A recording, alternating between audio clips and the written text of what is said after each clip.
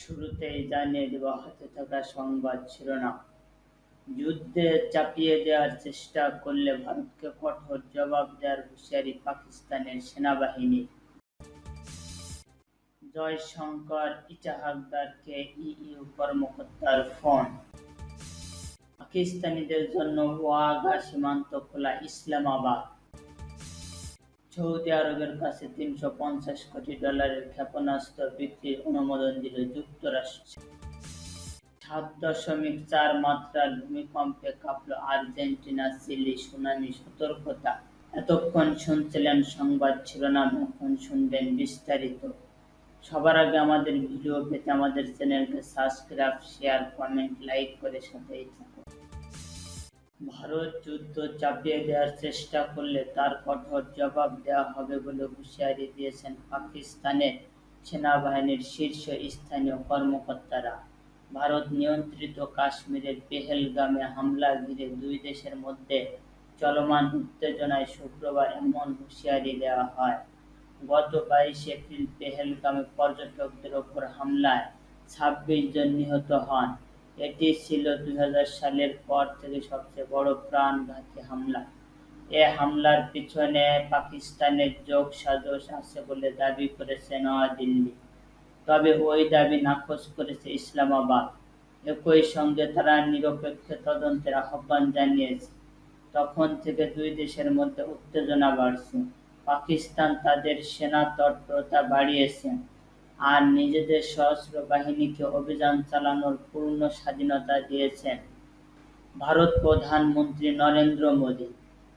এরই মধ্যে গত বুধবার পাকিস্তানের পক্ষ থেকে জানানো হয়, আগামী 24 থেকে 36 ঘণ্টার মধ্যে ভারত হামলা চালাতে পারে বলে আশঙ্কা করছে তারা। জয়শঙ্কর ইজাহারদারকে ইইউ কর্মকর্তার ফোন। কাশ্মীরে পেহেলগামে হামলা নিয়ে চলমান উত্তেজনার মধ্যে ভারতের পররাষ্ট্রমন্ত্রী এস জয়শঙ্কর ও পাকিস্তানের পররাষ্ট্রমন্ত্রী ইজাহারদারকে ফোন দিয়েছেন ইউরোপীয় ইউনিয়নের পররাষ্ট্রনীতি বিষয়ক প্রধান কাজা কালাস। শুক্রবার আলাদাভাবে দুজনকে ফোন করেন তিনি। এ সময় দিল্লি ও ইসলামাবাদকে তিনি সংযত থাকার এবং উত্তেজনা কমাতে সংলাপে বসার আহ্বান জানান। ভারত ও পাকিস্তানের দুই মন্ত্রীকে কাজা কালাস বলেন, দুই দেশের মধ্যে ক্রমেই বৃদ্ধি পাওয়া এই উত্তেজনা উদ্বেগজনক। পরিস্থিতি সংঘাতের দিকে এগোলে কোনো দেশের জন্য তা সুফল বয়ে আনবে না। সামাজিক যোগাযোগ মাধ্যম এক্সে তিনি বলেন, আমি দুই দেশকে সংযম দেখানোর জন্য এবং পরিস্থিতি সামাল দিতে সংলাপে বসার অনুরোধ করছি। এরপর শুক্রবার এই এক্সে এক পোস্টে এস জয়শঙ্কর বলেছেন, আজ সন্ধ্যায় ইউরোপীয় ইউনিয়নের পররাষ্ট্রনীতি বিষয়ক প্রধান কাজা কালাসের সঙ্গে কথা বলে ভালো লাগলো।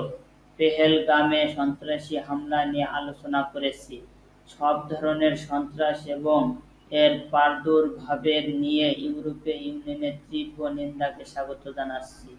কাজা কালাসের মাত্র 2 দিন আগে বুধবার পাকিস্তানের প্রধানমন্ত্রী শাহবাজ শরীফ ও ভারতের পররাষ্ট্রমন্ত্রীকে ফোন করেছিলেন যুক্তরাষ্ট্রের পররাষ্ট্রমন্ত্রী মার্কো রুবিও।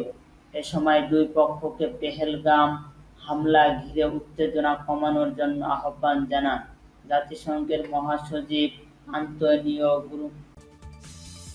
পাকিস্তানিদের জন্য ওয়াগা সীমান্ত খোলা ইসলামাবাদ। পাকিস্তানি নাগরিকদের জন্য পাকিস্তান ওয়াগা সীমান্ত বন্ধ করে দিয়েছে। ভারতীয় গণমাধ্যমের এমন দাবি নাকচ করে দিয়েছে পাকিস্তানের পররাষ্ট্র মন্ত্রণালয়।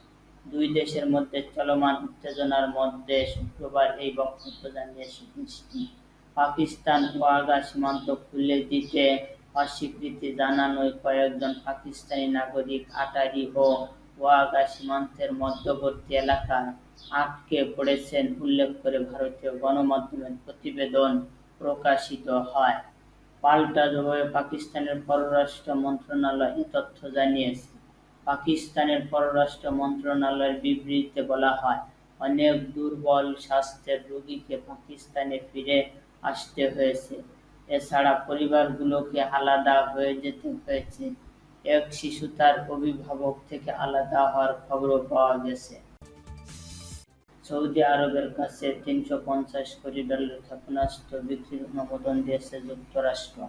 মার্কিন প্রেসিডেন্ট ডোনাল্ড ট্রাম্পের সৌদি আরব সফরের আগে শুক্রবার এ অনুমোদন দেওয়া হলো।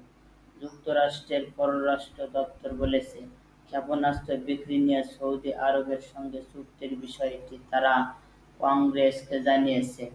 এই ক্ষেপণাস্ত্রগুলোর মধ্যে থাকবে মধ্য বাংলার ১,০০০ AIM-১২০ ক্ষেপণাস্ত্র। আকাশে থাকা লক্ষ্যবস্তু ধ্বংস করার জন্য কোনো আকাশযান থেকে এয়ার-টু-এয়ার এই ক্ষেপণাস্ত্রগুলো ছোড়া যায়। আগামী ১৩ থেকে ১৬ মে সৌদি আরব, কাতার ও সংযুক্ত আরব আমিরাত সফর করবেন ডোনাল্ড ট্রাম্প। এর আগে সম্প্রতি পোপ ফ্রান্সিসের অন্ত্যেষ্টিক্রিয়ায় অংশ নিতে ইতালির রাজধানী রোমে সংক্ষিপ্ত সফর করেছিলেন তিনি। এটিই ছিল দ্বিতীয় মেয়াদের ক্ষমতায় বসার পর মার্কিন প্রেসিডেন্টের প্রথম বিদেশ সফর।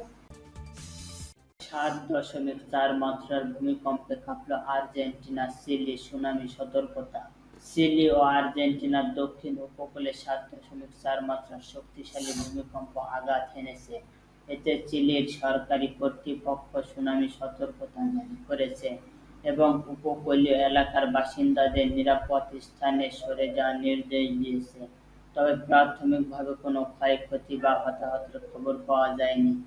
চিলির জাতীয় দুর্যোগ প্রতিরোধ ও উদ্ধার বিষয়ক সংস্থা আজ শুক্রবার দেশটির সর্ব-দক্ষিণে ম্যাগালেনাস অঞ্চল ও দেশটির অ্যান্টার্কটিক অঞ্চলের ভূখণ্ডে সুনামি ঝুঁকির কারণে রেড অ্যালার্ট জারি করেছে।